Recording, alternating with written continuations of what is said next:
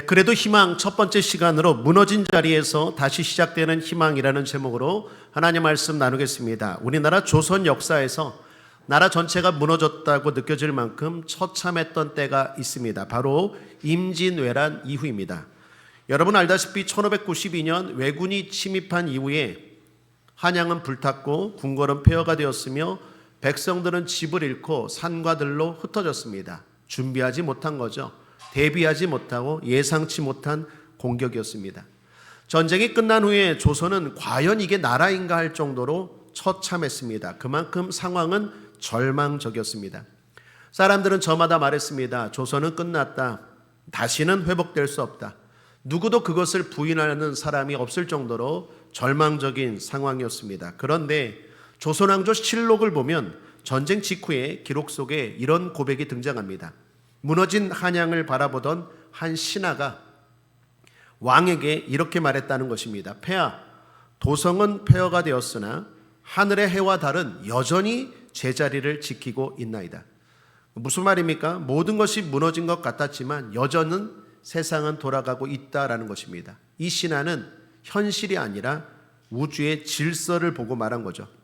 실제로 모든 것이 무너진 것 같고 끝난 것 같았던 조선은 다시 일어났고 궁궐은 세워졌으며 백성들은 다시 밭으로 일터로 나가기 시작했습니다. 사랑하는 여러분, 우리 인생에도 이런 자리가 있을 것입니다. 다 끝났다고 생각하는 자리, 안 된다고 생각하는 자리, 어떤 기대와 소망도 가질 수 없는 자리. 그러나 사람의 손으로 지은 것은 무너졌지만 하나님이 세우신 질서는 무너지지 않았습니다. 오늘 성경 본문은 바로 그런 폐허 가운데서 에레미야가 한 믿음의 고백입니다. 오늘 말씀을 통해서 여러분이 생각하는 절망의 자리가 희망의 자리로 바뀔지어다. 여러분의 삶이 희망의 삶이 펼쳐지기를 올 한 해 주님의 이름으로 축복합니다. 좀 3단계로 나누어 설명하죠. 첫째로 절망의 한가운데서 나온 믿음의 고백입니다. 에레미야 애가는 예루살렘이 이스라엘의 수도 예루살렘이 바벨론에 의해 함락된 뒤에 기록된 책입니다. 성전은 불탔고 왕은 끌려갔고 백성들은 포로가 되었습니다. 아이들의 울음과 노인들의 탄식 소리가 거리에 가득했죠. 마치 임진왜란 이후에 조선과 같은 상황이었습니다. 그런 절망의 중심에서 오늘 본문의 말씀이 나온 것입니다. 31절을 보시면 주께서 영원토록 버리지 않으실 것이며, 무슨 말입니까? 이 말은 형편이 좋아서 상황이 나아져서 나온 말이 아닙니다. 성전은 여전히 무너졌고 현실은 여전히 암담합니다. 그런데 오늘의 주인공 에레미야는 말합니다. 주께서 영원토록 버리지 아니하신다. 즉 희망이다라는 것입니다. 사랑하는 여러분, 이것이 믿음입니다. 믿음은 현실을 부정하는 것이 아니라 현실보다 크신 하나님, 문제보다 크신 하나님을 붙드는 것입니다. 에레미야는 현실보다 크신 하나님을 붙들고 말한 것입니다. 시편에서 시편 기자도 이렇게 고백하죠. 시편 121편 1절 2절에 내가 산을 향하여 눈을 들리라. 나의 도움이 어디서 올꼬? 나의 도움이 천지를 지으신 여호와에게서로다. 천지를 지으신 하나님입니다. 천지보다 크신 하나님입니다. 우리는 신년에 해를 보러 저 동해안에 가지 않았습니다. 울산의 간절곶 정동진 가지 않았습니다. 우리는 해를 만드신 하나님 앞에 나와 기도했습니다. 해를 붙들고 소원을 비는 사람이 아니라 해를 만드신 하나님께 맡기는 사람입니다. 누가 더 지혜롭고 누가 더 행복한 한 해를 살까요? 사랑하는 여러분, 이것이 믿음입니다. 에레미야나 시편 기자나 희망을 말할 수 있었던 이유는, 절망적인 환경에서 희망을 말할 수 있었던 이유는 그 상황보다, 그 환경보다, 그 문제보다 크신 하나님을 보았기 때문입니다. 그러면 희망이 생기는 거죠. 이는 다니엘도 마찬가지입니다. 다니엘도 이방 나라에서 조급의 회복을 꿈꾸고 믿었습니다. 이유는 기도하며 주님을 바라보았기 때문입니다. 어떤 주님입니까? 죽음까지도 다스리시는 주님입니다.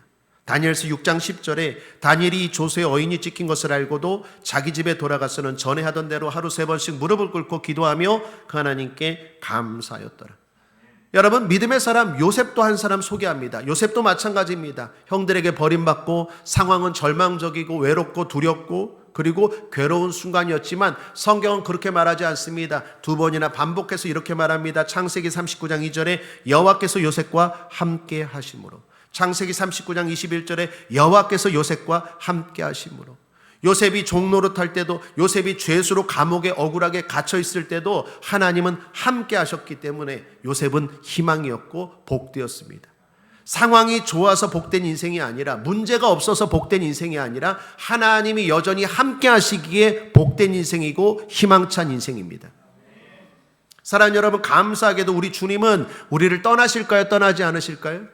떠나지 않으세요. 다니엘과 함께 하신 하나님, 다윗과 함께 하신 하나님, 그리고 오늘 요셉과 함께 하신 하나님은 저와 여러분과도 함께 하신다는 걸 성경은 계속해서 강조하고 있습니다.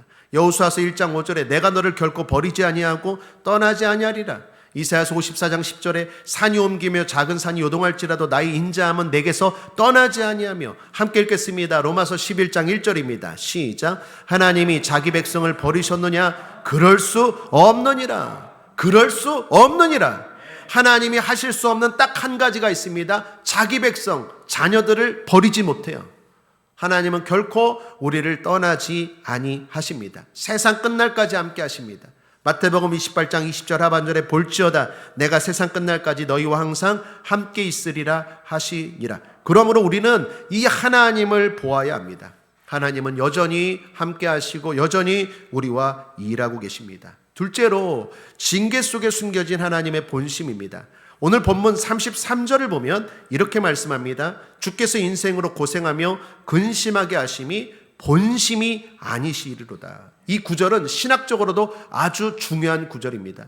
여기 본심이라는 히브리어는 하나님의 목적, 하나님의 의도라는 뜻입니다. 즉 무슨 말입니까? 하나님은 괴롭게 하실 수는 있지만 괴롭게 하시는 것이 목적은 아니라는 거예요. 한번 따라하겠습니다. 괴롭게 하셔도 괴롭게 하시는 것이 목적은 아닙니다. 시편 118편 18절에서도 말씀합니다. 주께서 징계하시되 그를 버리심같이 아니하심이라. 징계하지만 남처럼, 모르는 사람처럼, 타인처럼 버리는 것처럼 징계하지 않는다라는 거예요. 그냥 때리는 게 아니라 사랑에 매라는 것입니다. 히브리서 12장 11절에도 징계를 행한 이유에 대해서 이렇게 말씀합니다. 그 후에는, 징계를 한 후에는 의와 평강의 열매를 맺느니라. 그러므로 그냥 고통당하라 라고 주는 것이 아니라 분명한 선한 목적을 가지고 고통을 허락하신다는 것입니다. 에레미야서 29장 11절에도 내가 너희를 향한 생각을 내가 하나니 재앙이 아니라 평안이요 미래와 희망을 주려 함이라. 이것이 하나님의 본심입니다. 여러분, 병원에 간 아이를 생각해 보십시오. 부모가 아이의 손을 잡고 병원에 갑니다. 의사 선생님을 만납니다. 수술을 합니다. 주사를 맞습니다. 아이 입장에서는 괴롭죠. 이 부모가 왜 나를 이곳에 끌고 와서 모르는 사람이 나에게 주사를 놓고 칼로 내 몸을 찢고 두렵게 하는가 울부짖습니다. 그러나 부모의 본심은 뭡니까? 아이를 고통스럽게 하는 게 본심입니까? 고치기를 위한 것이 본심입니까? 고치는 게 본심이죠. 하나님의 마음도 마찬가지. 하나님이 내 인생을 왜 이렇게 고통스럽게 할까? 왜 나를 이렇게 힘들게 할까? 하나님의 본심이 그게 아니에요. 하나님의 본심은 반드시 선하다라는 것입니다. 그러므로 그 선하신 하나님, 그 좋으신 하나님, 그 하나님의 본심을 놓치지 않는 저와 여러분 되시기를 주님의 이름으로 축복합니다. 셋째로, 그러므로 희망은 환경이 아니라 그런 하나님의 성품에서 나옵니다. 우리를 버리지 못하세요. 뿐만 아니라 하나님의 본심은 항상 희망이고 사랑이고 축복이에요. 그 하나님의 성품에서 우리는 희망을 보는 것입니다. 조금만 상황이 나아지면 희망을 가져보겠다고 사람들이 말합니다. 문제가 해결되면 다시 믿어보겠다고 사람들이 말합니다. 이런 말 하는 건 지극히 자연스럽습니다. 사람은 보이는 환경을 근거로 마음을 결정하기 때문입니다. 그러나 성경은 이 순서를 완전히 뒤집으라고 권면합니다. 에레미야처럼 먼저 희망입니다. 에레미야는 환경을 보고 희망을 말하는 게 아니라 희망을 말하고 환경의 변화를 경험한 것입니다. 그렇다면 에레미야가 그 절망적인 환경에서도 희망을 말할 수 있었던 이유가 뭡니까? 하나님, 맞습니다. 그런데 정확하게 말하면 하나님의 성품이. 오늘 20절을 보면 여호와의 인자와 긍휼이 무궁하심으로 우리가 진멸되지 아니함이니이다 라고 말합니다. 22절에 여기서 인자는요 히브리어로 헤세드입니다. 헤세드라는 말은 하나님은 변덕스럽지 않다라는 거예요. 하나님은 우리처럼 변덕스럽지 않아요. 환경에 따라 상황에 따라 흔들리는 분이 아니에요. 하나님은 우리를 향한 사랑이 변하지 않아요. 바뀌지 않다는 거예요. 그게 헤세드예요. 에레미야는 그 하나님의 성품을 알았어요. 그리고 그 하나님의 성품을 믿었고 붙들었기 때문에 희망을 말할 수 있었던 것입니다. 환경은 절망적이에요. 예루살렘은 무너졌지만 하나님의 헤세드는 무너지지 않았다라는 것입니다. 그러면서 에레미야는 이어서 이렇게 말합니다. 23절에 이것들이 아침마다 새로우니 주의 성실하심이 크시도이다. 아침마다 새롭다는 것은 절망적인 환경에서도 하나님이 그때그때마다 살아가게 하셨다라는 거예요. 여러분, 지난 한 해 돌아보십시오. 힘든 일 있었습니까? 없었습니까? 있었죠. 괴로운 일도 있고 아픈 일도 있었지만 죽을 만큼 힘들어도 하나님이 그때그때마다 숨 쉴 길, 살 길, 회복될 길, 살아갈 길을 열어주신 줄 믿습니다. 그래서 이만큼 여기까지 온 거 아니겠습니까? 다윗도 같은 고백을 합니다. 시편 30편 5절에 저녁에는 울음이 깃들일지라도 아침에는 기쁨이 오리로다. 반드시 하나님은 아침을 주시는 분이에요. 그게 하나님의 성품이에요. 하나님은 반드시 우리에게 희망의 아침을 주신다라는 것입니다. 이것을 에레미야나 다윗이나 모두 다 믿었다라는 것입니다. 2차 세계대전이 끝난 뒤에 유럽은 문자 그대로 폐허였습니다. 조선시대 임진왜란이 끝난 후에 조선시대처럼 오늘 본문의 이스라엘 백성들처럼 유럽은 완전히 폐허가 되었습니다. 누구도 희망을 말하지 못했어요. 그런데 그때 독일의 신학자 디트리히 본헤퍼가 이런 말을 합니다. 희망은 낙관이 아니다. 희망은 여전히 하나님이 통치하신다는 신앙이다. 희망은 낙관이 아니다. 그냥 잘 될 거야, 잘 될 거야가 아니라 하나님이 여전히 통치하신다는 희망, 신앙, 믿음, 거기에서 희망이 나온다라는 것입니다. 사랑 여러분, 상황이 어떠하든 하나님은 여전히 일하고 계십니다. 그러므로 희망은 따라하겠습니다. 상황이 좋아서 생기는 것이 아니라 하나님이 여전히 일하고 계심을 믿을 때 생깁니다. 상황이 좋아서 희망을 갖는 게 아니에요. 보이는 게, 느끼는 게, 잡히는 게 좋아지기 때문에 희망을 갖는 게 아니라 하나님은 여전히 우리를 사랑하시고 뿐만 아니라 일하고 계심을 믿을 때 그 사람에게서 희망이 생기는 것입니다. 오늘날 한국 사회를 걱정하시는 분들이 많습니다. 실제로 걱정되는 일들이 많죠. 경제적으로 환율이 불안하고 뿐만 아니라 경기도 침체되고 경제적 전망이 그렇게 낙관적이지 않습니다. 뿐만 아니라 대형 국가들은 다 자국 중심이죠. 자기 우선 중심. 미국도 마가라고 해서 위대한 미국, 그러면서 결국 이기적으로 미국이 우선이라는 거 아니겠습니까? 큰 나라들이 더 그렇게 나가면서 경제적으로 더 힘들어요.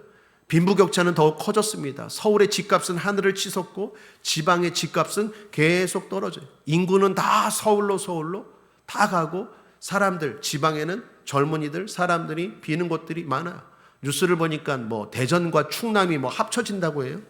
안 되니까 막 이 방법 저 방법 쓰고 올 한 해도 경제적으로 그렇게 낙관적이지 않습니다. 환경적으로도 뭐 이상하죠. 날씨가 이상해요. 작년 다르고 올해 달라요. 겨울이 올해도 더 빨리 왔대요. 뿐만 아니라 뭐 송어축제 뭐 이런 거 겨울에 하는데 얼음이 빨리 얼지 않아서 그래서 힘들고 뭐 기상이변 도대체 예측할 수 없다.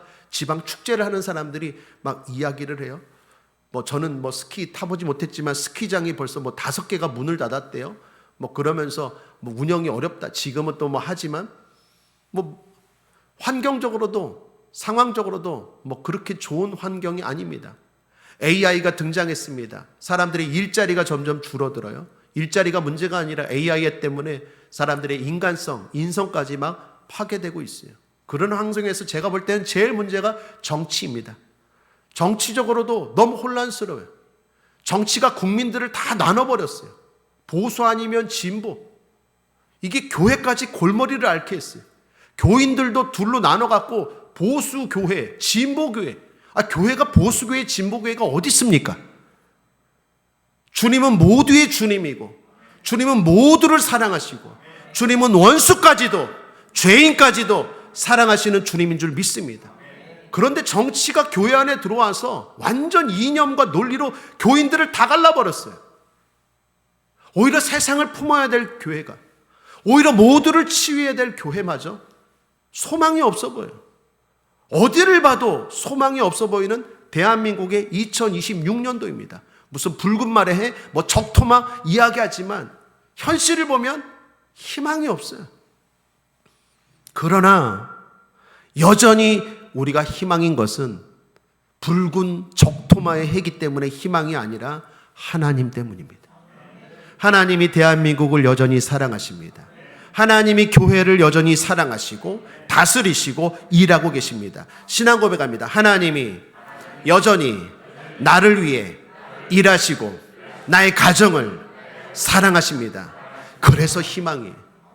상황 때문에, 환경 때문에가 아니라, 사람 때문에 희망이 아니라, 환경 때문에 희망이 아니라 주님 때문에 희망이에요. 주님을 붙들어야 돼요. 그 어떤 정치적인 지도자도 그 누구도가 아니라 주님을 바라볼 때 거기서부터 희망이 나오고 희망을 노래하고 그 노래는 결국 우리의 삶을 바꾸게 될 줄 믿습니다. 자, 그렇다면 이제 우리가 할 일입니다. 구체적으로 세 가지를 권면합니다. 첫째로 따라하겠습니다. 희망의 하나님이심을 먼저 고백합시다. 여러분, 이 희망의 하나님이 일하고 계십니다. 나와 함께 하십니다. 믿으십니까? 아멘. 중요한 건 고백하는 것입니다. 먼저 고백하는 것입니다. 믿음은요, 마음속 생각으로만 머무는 것이 아니라 입술의 고백으로 드러나고 성장합니다. 로마서 10장 10절에 사람이 마음으로 믿어 의에 이르고 입으로 시인하여 구원에 이르느니라 라고 말합니다. 믿음은 침묵 속에서 자라지 않아요. 자꾸 고백하고 말할 때 믿음이 자라가고 믿음의 능력을 경험하는 것입니다. 시편 116편 10절에서 이렇게 말합니다. 함께 읽겠습니다. 시작. 내가 크게 고통을 당하였도다 할지라도 내가 믿었으므로 말하였도다. 한번 따라하겠습니다. 내가 믿었으므로 말하였도다. 여러분, 마음으로 믿는다고만 생각하지 마십시오. 믿으면 말하시길 바랍니다. 아무리 고통당하고 아무리 힘들지라도 여전히 하나님은 나를 위해 일하신다고 생각만 하는 것이 아니라 말하셔야 돼요. 말할 때 하나님도 그 믿음을 귀하게 여기시고 더 나아가 일하십니다.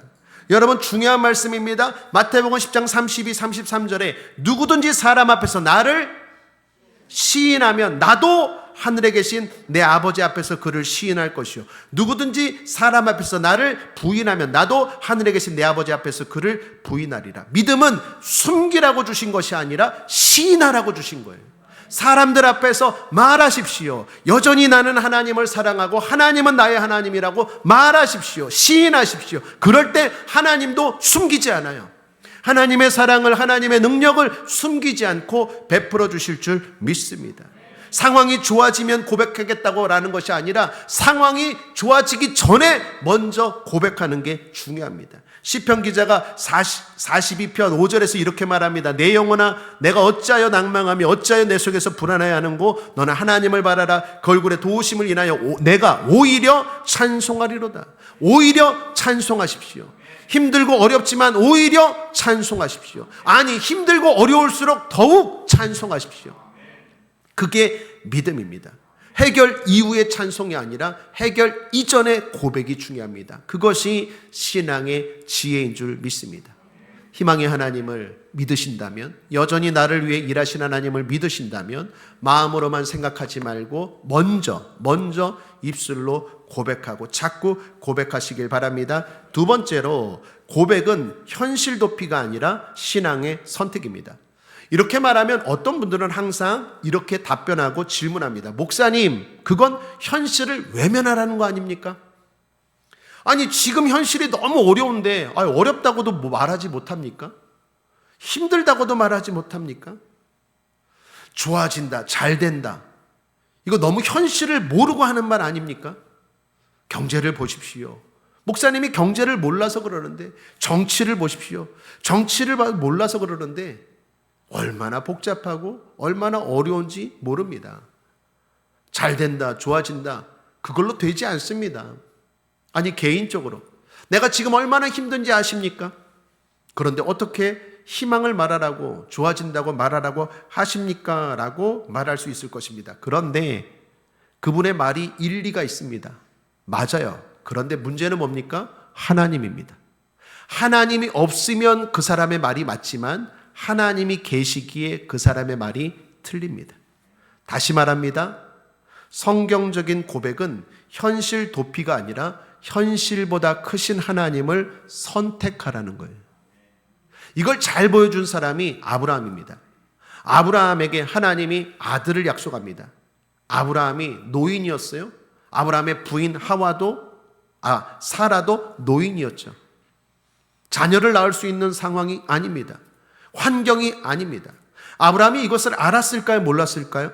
알았어요. 그럼에도 불구하고 아브라함이 어떻게 했습니까? 성경 로마서 4장 19, 21절에 그가 믿음이 약하여지지 아니하고 자기 몸이 죽은 것 같음과 사라의 태가 죽은 것 같음을 알고도 믿음이 없어 하나님의 약속을 의심치 아니하고 믿음에 견고해져서 하나님께 영광을 돌리며 약속하신 그것을 또한 능히 이루실 줄을 확신하였으니. 한번 따라하겠습니다. 알고도 확신하였으니. 한 번 더요. 알고도 확신하였으니. 여러분, 아브라함은요 바보가 아니에요. 현실을 부정하는 사람도 아니고 현실을 외면하는 사람도 아니고 현실을 도피하는 사람도 아닙니다. 아브라함도 알았어요. 상황이 안 좋은 거 알아요. 현실이 어렵다는 거 알아요. 지금 불가능한 상황인 거 알아요. 알고도 믿었어요. 더 나아가 중요한 건 알고도 확신했어요. 아는 걸 넘어 확신까지 갈 때 내 믿음대로 될지어다. 기적이 일어나는 거예요. 하나님이 역사하시는 거예요. 여러분, 믿음의 사람들은요 현실을 몰라. 어찌됐건 그냥 희망이야, 이 얘기가 아니에요. 우리도 알아요. 경제를 공부해야 돼요. 정치를 공부해야 돼요. 환경을 공부해야 돼요. 알아요. 모르는 거 아니에요. 지식이 있어요. 현실을 직면하고 있어요. 그러나 현실만 보는 게 아니라, 문제만 보는 게 아니라 그 문제보다 크신 하나님이 지금도 일하신다는 걸 선택하는 거예요. 선택이에요. 도피가 아닙니다. 회피가 아니에요. 선택이에요. 여러분, 세상 사람들도 다 선택하잖아요. 알게 모르게 무의식적으로 다 선택해요. 오늘 뭘 할지 선택해요. 우리도 선택하는 거예요. 우리는 하나님을 선택하는 거예요. 그들은 세상을 선택하고 그들은 자기의 정욕대로 선택하지만 우리는 성령의 인도함에 따라 선택하고 하나님을 선택하는 사람들인 줄 믿습니다. 그러므로 사랑 여러분, 하나님을 선택한다는 것 기억하시길 바랍니다. 셋째로, 이런 희망의 고백은 우리의 영혼을 다시 세우고 하나님께 영광이 됩니다. 에레미야가 3장에서 가장 중요한 전환점이 있습니다. 에레미야도 사람입니다. 그래서 힘들어하는 부분이 있어요. 자, 에레미야 3장 21절을 보면 중심의 회상한 즉 오히려 소망이 쌓으면, 이게 전환 구절입니다. 아주 중요한 구절이에요. 에레미야 3장 21절 앞에 보면 1장, 2장, 3장 21절 전반부까지 보면 에레미야도 부정적인 사람이었어요. 아니, 부정적인 사람이기보다는 현실적인 사람이었어요. 지극히 이성적이고 상식적인 사람이었어요. 왜요? 상황이 너무나 어려웠거든요. 그래서 그 어려운 상황을 조금만 제가 간단하게 설명하면, 앞부분은요 종일토록 고난에 대한 이야기를 말합니다. 내가 계속해서 고난당한다. 살과 피부, 뼈까지 아플 정도로 고통을 느끼고 있다라고 말합니다. 그리고 기도해도 기도가 응답되지 않는다. 하나님이 내 기도를 거절하는 것 같다라고까지 말해요. 3장 8절을 보시면 이렇게 말합니다. 내가 부르짖어 도움을 구하나 내 기도를 물리치시며. 내가 열심히 기도해요. 그런데 하나님이 내 기도를 물리치신다고 말해요. 14절에는요, 3장 14절에 나는 내 모든 백성에게 조롱거리 곧 종일토록 그들의 노랫거리가 되었도다. 사람들이 막 조롱해요. 너는 하나님의 자녀라며? 너 하나님 앞에 그렇게 예배하고 기도하는데 왜 삶이 어렵니? 사람들이 막 조롱해요. 예배 드리면 좋아져야 되는 거 아니야? 기도하면 하나님이 응답해 주셔야 되는 거 아니야? 그런데 너는 왜 여전히 힘들고 어렵니? 막 노랫거리가 되었어요. 까십거리가 되었어요. 조롱해요. 비난합니다. 에레미야도 어떨까요? 사람인지라 낙심이 되는 거예요. 그래서 이렇게까지 말합니다. 3장 18절 함께 읽어보겠습니다. 시작. 스스로 이르기를 나의 힘과 여호와께 대한 내 소망이 끊어졌다 하였도다. 여러분, 에레미야는요 믿음의 사람입니다. 더 나아가 선지자입니다. 오늘날로 좀 비유하면 저와 같은 목회자예요. 그런데 에레미야가 말합니다. 내 소망이 끊어졌다. 스스로 말하기를 나는 이제 안 돼. 이 상황은 절대로 바뀔 수가 없어. 소망이 끊어졌도다.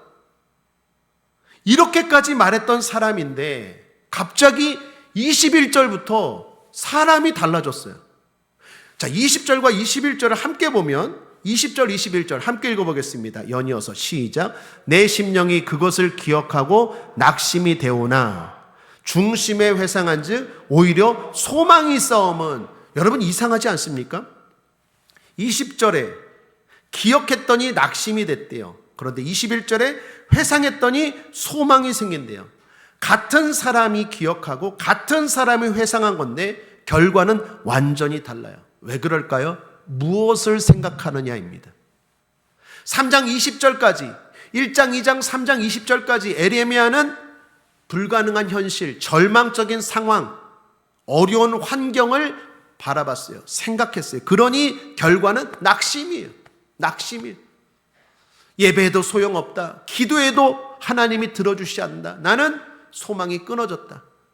그런데 21절부터 에레미야가 어떻게 해요? 중심에 회상한 즉 소망이 생겼어요. 이 중심에 회상한 즉이라는 말이 중요한데 원어로 그냥 스쳐가는 생각이 아니라 하나님의 일하심을 붙들 때 드는 기억이라는 거예요. 여러분, 우리 지난 송구영신 예배 때도 그랬고 또 금요철회 때도 그렇죠. 위대한 믿음의 사람들도 힘들 수 있습니까? 없습니까? 있어요. 여러분, 심지어 예수님도 십자가를 지신다고 할 때 이 잔을 내게서 지나가게 하옵소서라고 했습니까? 안 했습니까? 했어요. 예수님도 주여 하나님 아버지, 이 십자가의 고난이 나에게서 지나가길 원하나이다. 이 잔이 내게서 지나가게 하옵소서. 힘든데 어떻게 힘들지 않다고 말할 수 있어요? 괴로운데 어떻게 괴롭지 않다고 말할 수 있어요? 에레미야도 그렇고 다윗도 그렇고 심지어 예수님도 너무 힘들다, 소망이 끊어졌다, 괴롭다, 하나님이 나를 버리신 것 같다, 엘리 라마 사박다니, 이럴 때가 있다니까요. 중요한 건 믿음의 사람들의 공통점은 잠깐 그러고 바로 전환의 능력이. 사랑하는 여러분, 힘들 수 있습니다. 어려울 수 있습니다. 불평할 수 있습니다. 절망의 소리할 수 있습니다. 그러나 잠깐만 하십시오.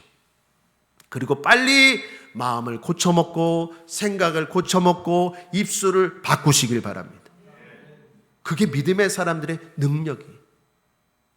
전환의 능력. 에레미야도 마찬가지입니다.